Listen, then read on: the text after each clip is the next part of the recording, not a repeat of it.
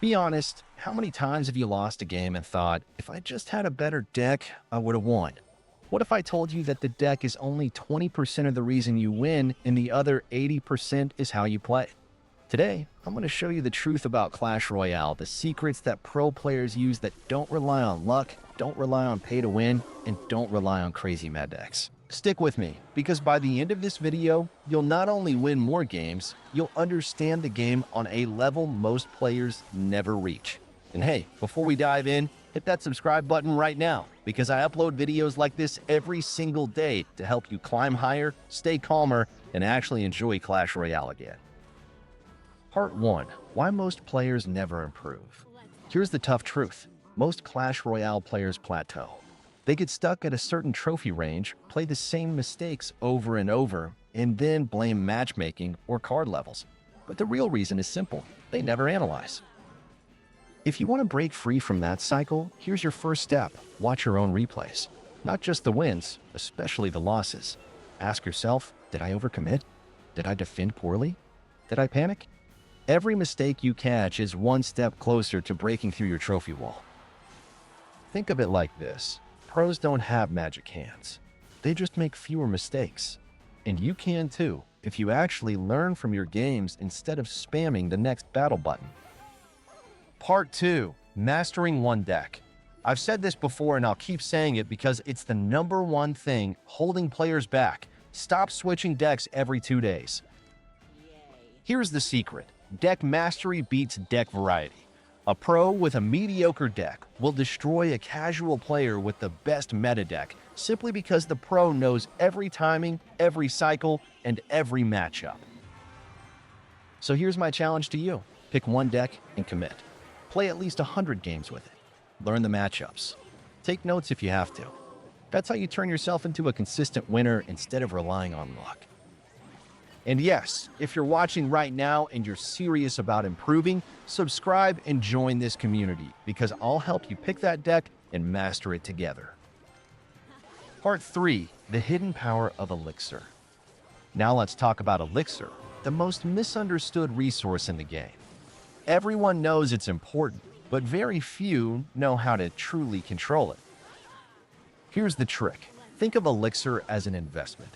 If you spend 4 Elixir on defense but stop their 8 Elixir push, you just made a profit. Stack enough of those profits, and eventually you're swimming in Elixir while your opponent is broke. That's when you launch your big push. Most players lose not because they don't know what to play, but because they waste Elixir. Dropping a 5 Elixir card to stop a 2 Elixir card? That's a loss. Playing a tank when you know they have Inferno Tower and Cycle? That's a loss. Every bad trade adds up until your tower is gone. Part 4. Defense first, offense second. Here's another mindset shift. Defense is how you win games, offense is how you finish them. Think about it. If you stop every push cleanly, your towers stay healthy and you eventually outcycle them. Your counter push will do damage naturally. But if you only focus on attacking, you're going to get crushed on defense and lose 3-1. Here's a pro trick.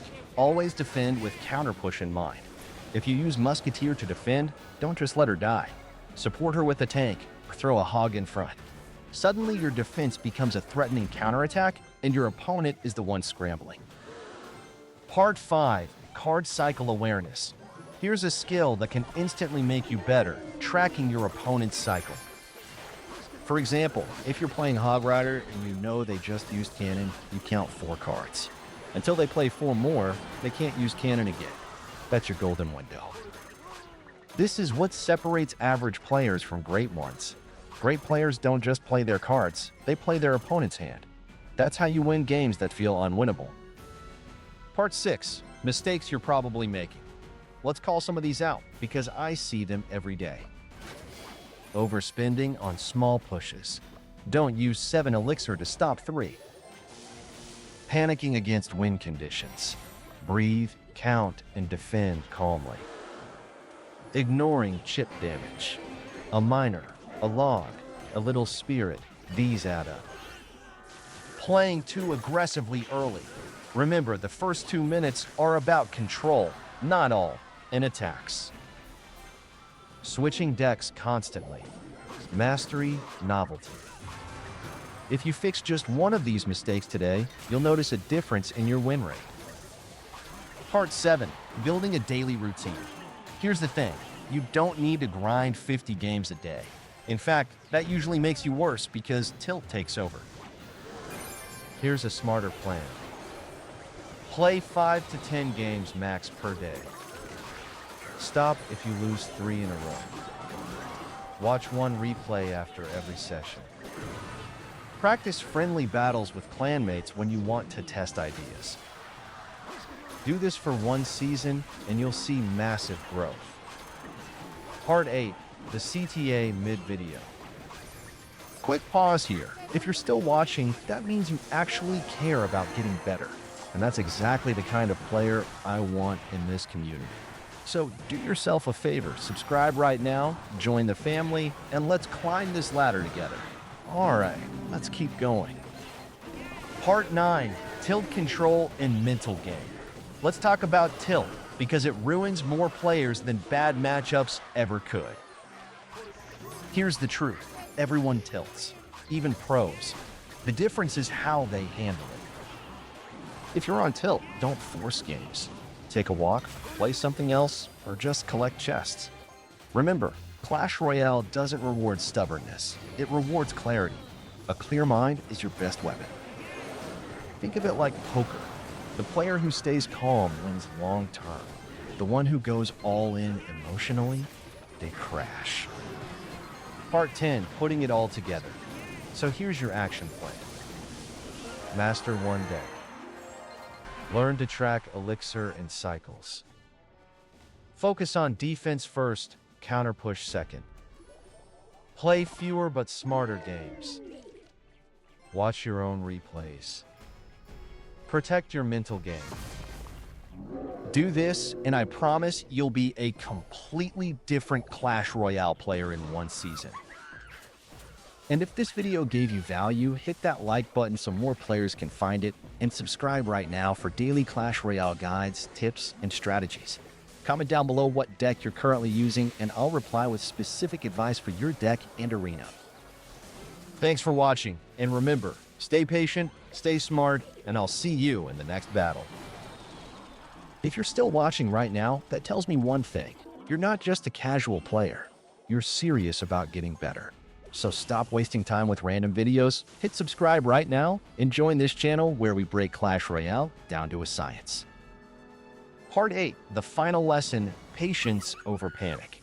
Here's the ultimate takeaway. Clash Royale isn't about who plays faster, it's about who plays smarter. Just like chess, patience beats panic. The player who waits, sets traps, controls tempo, and sacrifices at the right time will always beat the player who just spams. So the next time you're about to panic, drop a card, stop, and ask yourself, what would the chess master do? The answer is almost always wait, predict, and strike at the right time. If this video opened your eyes to the deeper side of Clash Royale, smash that like button so the algorithm knows this is worth sharing. And don't forget to subscribe, because tomorrow I'll be dropping another video with even more pro-level secrets. Comment down below. Do you play Clash Royale like checkers or like chess? Let's see who's thinking ahead. Thanks for watching, stay sharp, and I'll see you in the next one.